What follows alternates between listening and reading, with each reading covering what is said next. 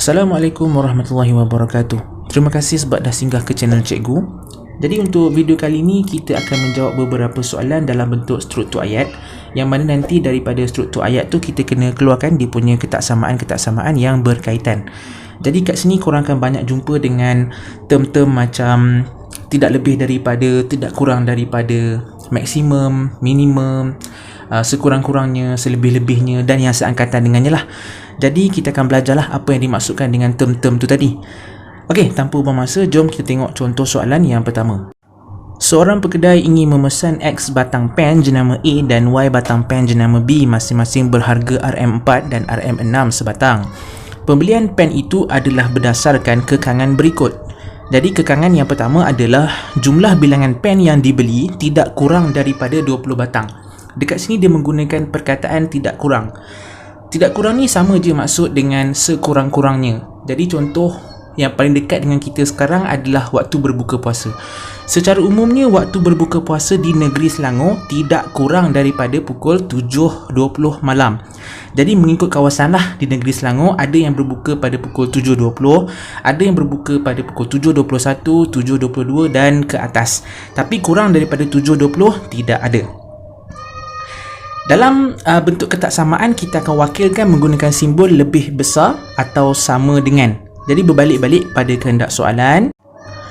Jumlah bilangan pen yang dibeli tidak kurang daripada 20 batang. Jadi kita ada bilangan batang pen jenama A yang diwakilkan menggunakan huruf X, manakala kita ada bilangan batang pen jenama B yang diwakilkan menggunakan huruf Y.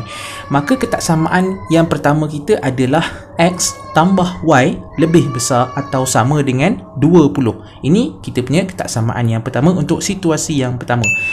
Untuk yang B, nisbah bilangan pen jenama A kepada bilangan pen jenama B selebih-lebihnya 2 nisbah 3. Dekat sini dia menggunakan perkataan selebih-lebihnya.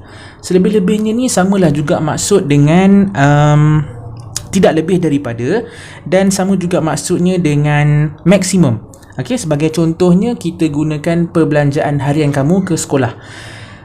Belanja harian kamu ke sekolah yang kamu dapat daripada mak ayah kamu tu selebih-lebihnya RM5, katakanlah RM5. Jadi mungkin mak ayah kamu bagi RM3 je. Mungkin mak ayah kamu bagi RM4 sahaja, atau mungkin mak ayah kamu bagi RM5. Lebih daripada RM5 dia tak boleh. Sebab apa? Dia selebih-lebihnya takat itu sahaja. Okey. Jadi kita balik-balik kepada situasi.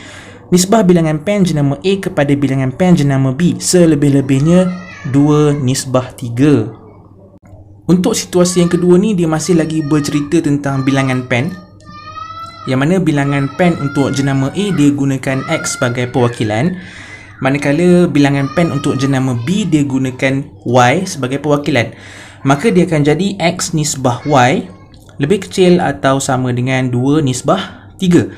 Daripada bentuk nisbah ni kita tukar kepada bentuk pecahan, maka dia akan jadi X per Y lebih kecil atau sama dengan 2 per 3. Okey, kita darab silang saja supaya kita hapuskan bentuk pecahan ni, maka dia akan jadi 3x lebih kecil atau sama dengan 2y. Inilah dia kita punya ketaksamaan yang kedua. Bagi situasi yang terakhir ni, dia kata jumlah harga maksimum pen yang dipesan ialah RM200. Dekat sini dia menggunakan perkataan maksimum, yang mana maksimum kita dah bincangkan tadi, samalah maksud dengan selebih-lebihnya ataupun tidak lebih daripada. Cuma bezanya di sini dia tak bercerita lagi tentang bilangan pen. Sebaliknya dia dah bercerita pula tentang jumlah harga pen. Jadi bila sebut tentang jumlah harga pen, kita kena tahu berapa harga satu unit pen darabkan dengan berapa kuantiti pen yang kita beli. Dekat sini kita ada jenama A dan jenama B. Maka untuk jenama A dia akan jadi satu unit pen jenama A adalah RM4. Kita beli berapa banyak kita tak tahu, tapi dia gunakan huruf X sebagai perwakilan untuk bilangan pen jenama A yang dibeli. Jadi kita darabkan je 4 darab X ni, tambahkan dengan jenama B pula. Jenama B RM6 untuk satu batang pen. Sama juga, tak tahu berapa banyak yang kita beli untuk jenama B. Cuma kita tahu dia gunakan huruf Y sebagai perwakilan bilangan batang pen jenama B. Jadi 6 darab Y. Okey. Maksimum maksudnya lebih kecil atau sama dengan. Jadi lebih kecil atau sama dengan 200. Okey, dekat sini kita boleh permudahkan, maka kita permudahkanlah. Okey, jadi semua ni kita boleh bahagikan dengan sifir 2. 4x bahagi 2 dia akan jadi 2x, 6y bahagi 2 dia akan jadi 3y, dan 200 bahagi 2 dia akan jadi 100. Okey, inilah dia kita punya ketaksamaan yang ketiga. Sekarang ni kita just himpunkan baliklah semua ketaksamaan yang kita dah dapat daripada situasi A, B dan C ni. Cikgu ulang balik. Untuk ketaksamaan yang pertama, kita ada x tambah y lebih besar atau sama dengan 20. Ketaksamaan yang kedua, kita ada 3x lebih kecil atau sama dengan 2y. Dan ketaksamaan yang ketiga, kita ada 2x tambah 3y lebih kecil atau sama dengan 100. Jadi itulah dia kita punya ketiga-tiga ketaksamaan untuk soalan yang pertama ni. Kita buat lagi satu soalan. Jom kita tengok. Puan Farah ingin membuat K biji kek cawan dan F biji muffin. Puan Farah hanya mempunyai 450 gram gula dan 1 kilogram tepung. Sebiji kek cawan memerlukan 30 gram gula dan 45 gram tepung.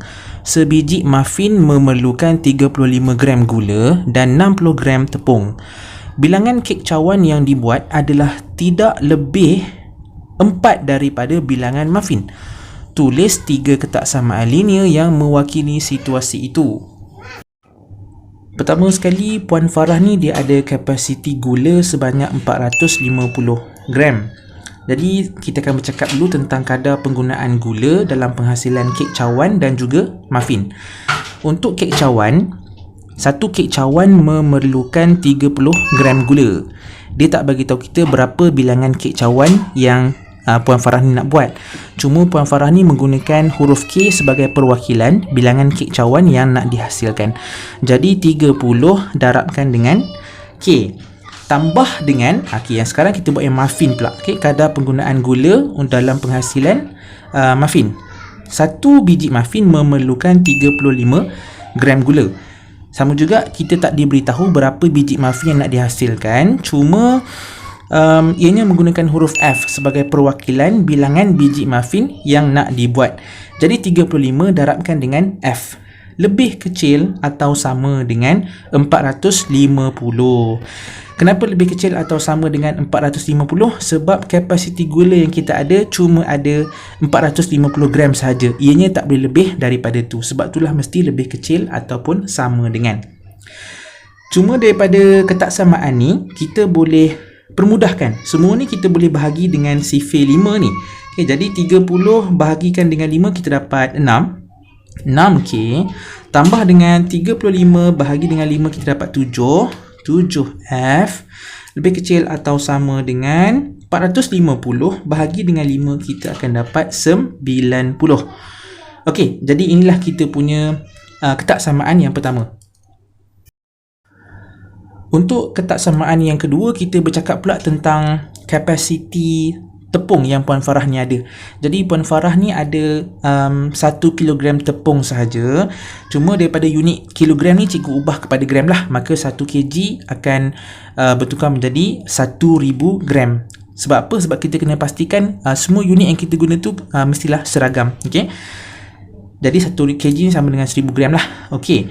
Untuk dari segi kadar penggunaan tepung, bagi kek cawan, satu kek cawan memerlukan 45 gram tepung. Dia tak beritahu berapa bilangan kek cawan yang nak dihasilkan, tapi dia menggunakan huruf K. Jadi 45 darabkan dengan K. Tambah dengan, ini untuk muffin pula. Untuk satu biji muffin menggunakan 60 gram tepung. Okay, sama juga macam kek cawan tadi. Dia tak bagi tahu berapa bilangan muffin yang nak dihasilkan. Cuma dia menggunakan huruf F lah sebagai perwakilan bilangan muffin yang nak dihasilkan. Jadi 60 darabkan dengan F. Lebih kecil atau sama dengan 1000. 1000 ni ingat balik. 1000 ni yang daripada 1 kg tepung. Cikgu dah ubah kepada gram. Tu jadi 1000 ni. Okay. Okey, ini ketaksamaan kita, cuma samalah kita boleh permudahkan. Jadi kita permudahkan, semua ni kita boleh bahagikan dengan 5. 45 bila dibahagikan dengan 5 kita akan dapat 9, maka 9K. 60 bahagi dengan 5 dia akan jadi 12. Okey, 12F. Lebih kecil atau sama dengan 1000 bahagi dengan 5 dia akan jadi 200. Okey, dekat sini boleh kecilkan lagi tak? Dekat sini nampak macam tak boleh kecilkan. Okey, jadi inilah kita punya ketaksamaan yang kedua. Untuk ketaksamaan yang ketiga, kita boleh keluarkan daripada ayat yang mengatakan bahawa bilangan kek cawan yang dibuat adalah tidak melebihi 4 daripada bilangan muffin. Okey, dekat sini dia bercakap tentang bilangan. Jadi untuk kek cawan, bilangan tu huruf K lah. Okey, untuk muffin, bilangan tu digunakan huruf F. Maka apabila kek cawan yang dibuat tidak lebih 4 daripada bilangan muffin, dia akan jadi K tolak F lebih kecil atau sama dengan 4. Okey, jadi inilah dia kita punya ketiga-tiga ketaksamaan yang kita dah terbitkan daripada struktur ayat yang dibagi ni. Cikgu ulang balik yang pertama tadi, kita ada 6K tambah 7F lebih kecil atau sama dengan 90. Ketaksamaan yang kedua adalah 9K tambah 12F lebih kecil atau sama dengan 200. Manakala ketaksamaan yang ketiga adalah K tolak F lebih kecil atau sama dengan 4. Okey, itu saja untuk video kita kali ni. InsyaAllah lepas ni kita dah boleh masuk topik yang baru, iaitu graf gerakan. Jadi buat siapa yang belum subscribe dulu. Kalau rasa video ni bermanfaat, jangan lupa tekan butang like, share dan komen lah. Okay? Supaya lebih ramai lagi yang dapat manfaat daripada video cikgu. Jadi cukup sampai di sini sahaja. Terima kasih buat yang sudah menonton. Sampai jumpa lagi. Assalamualaikum.